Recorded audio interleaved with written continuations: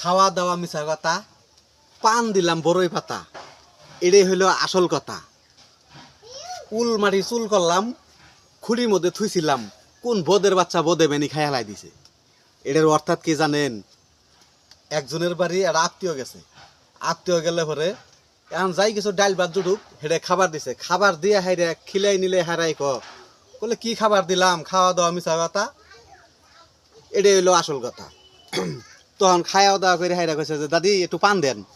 তখন কইছে ও মাই মাই গো, খুঁড়ির মধ্যে থুইছিলাম, উল মাটি চুল করলাম, খুঁড়ির মধ্যে থুইছিলাম, কোন বোদের বাচ্চা বোদে মেন খাইয়ালা দিছে। অর্থাৎ খুঁড়ির মধ্যে সুইবেরি থুইছিল, খুব তালাশ করলো, সুইবেরিটা আর পাইল না।